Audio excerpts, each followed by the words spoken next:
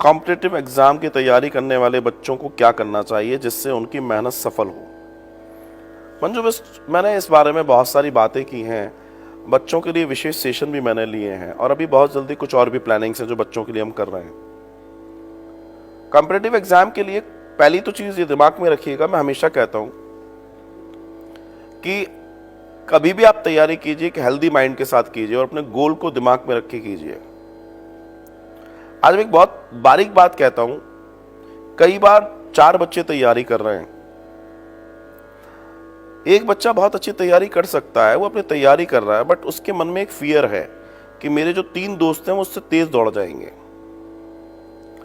और नॉर्मली वो पूरी तैयारी तो कर रहा है पर उसके दिमाग में उसके गोल से ज्यादा वो 3 व्यक्ति हैं, इसलिए वो कभी सफल नहीं हो पाता सब कुछ जानते हुए, बिकॉज गोल डिस्टर्ब हो गया। If you want to definitely achieve your goal, you just do one thing, you just focus on your goal always, and अगर आपने वो कर लिया तो जीवन में आज तक ऐसा कभी किसी के साथ नहीं हुआ कि किसी ने अपने गोल पर 100% काम किया और उसको ना मिला हो।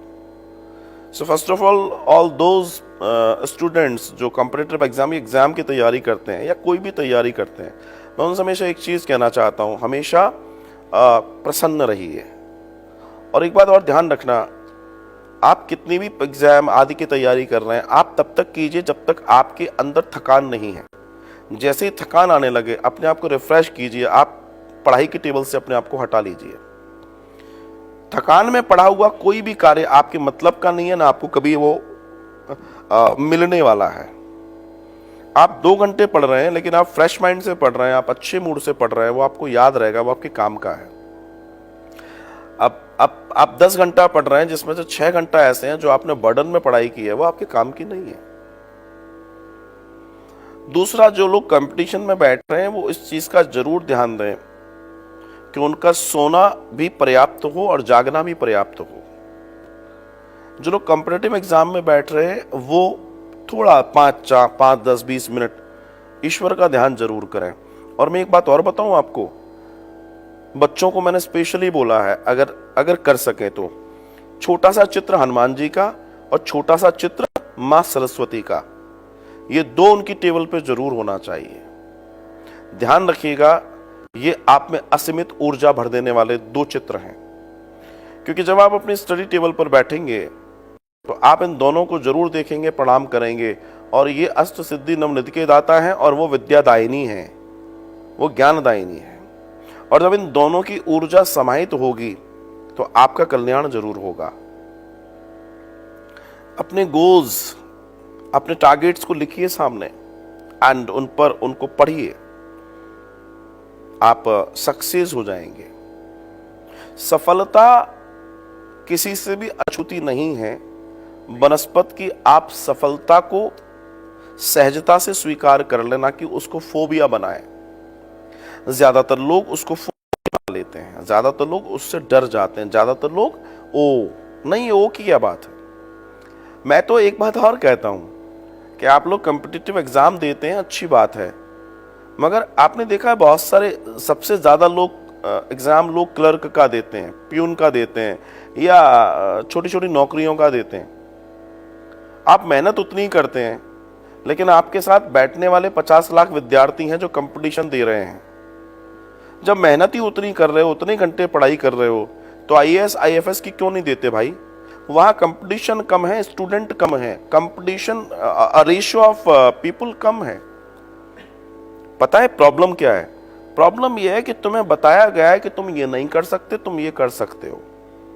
और ये सबसे बड़ी समाज के अंदर एक नौकरी करने वाला, एक साधारण नौकरी करने वाला पिता या माँ अपने बच्चे को भी उसी कैडर में देखना चाहते हैं जिस कैडर के वो खुद हैं, क्योंकि उनकी क्षमता, उनको मालूम है इससे ज्यादा हम नहीं कर पाए, हमारा बच्चा कैसे कर लेगा। तो उसको सिक्योर लाइन दिखाना चाहता है, बेटा तू क्लर्क का एग्जाम दे दे, बेटा तू ये वाला फॉर्म भर दे, बेटा तू ये कर ले। बेटे को कभी वो ये नहीं बताना नहीं चाहते कि you just do one thing, बड़ा एग्जाम भी दो। क्यों? वहां कंपटीशन कम है। आप सोचो, जहां 50 लाख बच्चे एक साथ बैठ रहे हो एग्जाम देने और जहां 5 लाख कम है, लेकिन आपने कभी इस बात पर ध्यान ही नहीं दिया। आपको लगता है ये कर लेंगे, वो कर, नहीं जी।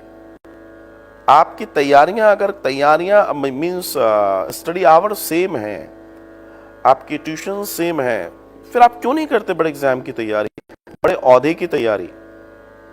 किसने बोल दिया कि आप तृतीय श्रेणी के कर्मचारी ही बनेंगे? किसने कह दिया कि आप क्लर्क ही बनेंगे? किसने कह दिया आप स्टोन ही बनेंगे? पता है किसने कह दिया? आपके आसपास के, उनका दिमाग उतना ही चलता है।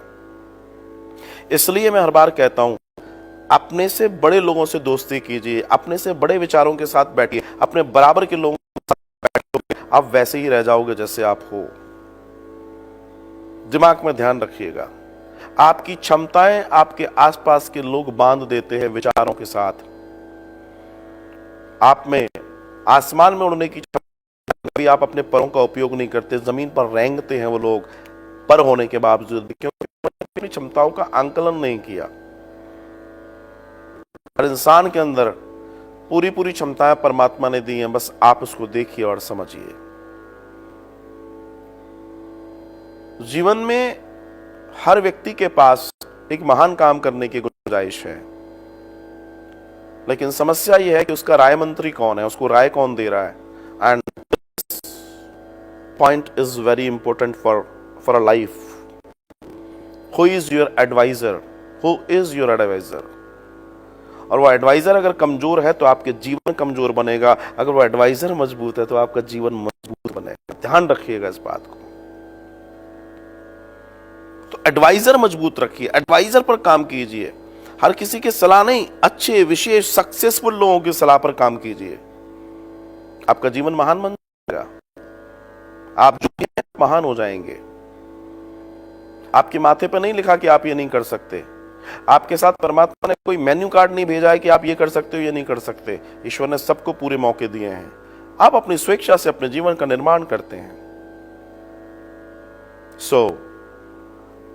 उन सारे बच्चों को मैं यही कहना चाहूंगा कि एक बड़े सपने के साथ अपने जीवन को जिए, टेक्निक के साथ तैयारियां करें, लेबर ना करें, टेक्निक के साथ तैयारियां करें। जिन चीजों को आप आसानी से कर सकते हैं पहले उनकी तैयारी कर लें, फिर कठिन चीजों की तैयारी करें। जिन चीजों को आप आसानी से सॉल्व कर सकते हैं एग्जाम में भी, उसको पहले सॉल्व करें, बाकी बनस्पत दूसरी चीजों को। आप देखिएगा काम हो जाएगा। मैंने देखा बहुत सारे बच्चे जब इंटरव्यू में बैठते हैं तो कांप जाते हैं। इंटरव्यू में वो पास, क्योंकि वो पढ़ तो रट लिया उन्होंने, रट के वो लोग नंबर तो ले आए, लेकिन जब वो इंटरव्यू देने जाते हैं तो वो लोग वहां पर दब जाते हैं, मीन्स वो नहीं दे पाते। क्यों? उनके मन में फोबिया होता है, न जाने क्या पूछ लेगा। सो बी प्रिपेयर अबाउट इट। वो जो भी पूछेगा मैं उसका जवाब देने के लायक बना हूं, अपने मन में। जब किसी कैबिन में किसी बच्चे को बुलाया जाता है कि यस उसका नाम आता है तो वो थोड़ा सा दब जाता है, कंधे झुक जाते हैं उसके। दरवाजा खोलता है तो बहुत बहुत बहुत बहुत नॉर्मल वे में और डरे हुए, न जाने कौन बैठा होगा, क्या होगा। मैं आई कम इन सर, और आपने जब ये कहा मैं आई कम इन सर, समझ लो उन्होंने कहा cross, because your first body language is very weak and everything depend on your body language. Everything. आप कितने नंबर ले आइएगा, आपके 99% वैल्यू नहीं करते अगर आप में बॉडी लैंग्वेज नहीं है तो, लेकिन आपके 50% भी वैल्यू करते हैं अगर आपकी बॉडी लैंग्वेज स्ट्रांग है। ध्यान रखिएगा। And the person is coming and he is saying मैं कम इन सर, वो कहेगा यस कम। अब नॉर्मल बच्चा गया अंदर भी घुस गया और उसके अंदर फोबिया है तो वो बैठने मुश्किल आएगा। जिसके पहले कि वो कहे उसके पहले आप कहो मैं आई सेट। कॉन्फिडेंस दिखाओ अपना। भाई तुम ये क्यों सोच रहे हो कि तुम इंटरव्यू देने गए हो, तुम ये सोच के क्यों नहीं जाते कि तुम इंटरव्यू लेने जा रहे हो। जैसे ही आपने थॉट चेंज किया कि मैं इंटरव्यू लेने जा रहा हूं, 4 लोगों का एक साथ लूंगा, व्हेन यू नो इट कि 4 पर्सन बिहाइंड इट, 4 लोग बैठे हैं वहां पर पीछे, पता तो पड़ ही जाता है या जो भी होगा। So you just make your mind like this कि I am going to take this interview. बस फिर देखिए मजा आ जाएगा।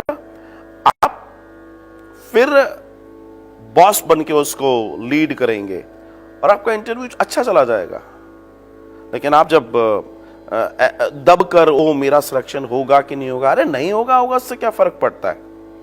कोई एक ही बैठकर जीवन जीना है। आयाम बहुत हैं इस पूरी दुनिया में, तुम अपने आयामों को निश्चित करो, डर किस बात का। तो मेरा उन सब बच्चों को यही कहना है, अपने हौसले को बढ़ाओ, बड़े सपने देखो, पर काम करो, और किराए के सपनों के साथ मत जियो, किराए के गोल्स मत बनाओ, अपने खुद के गोल बनाओ।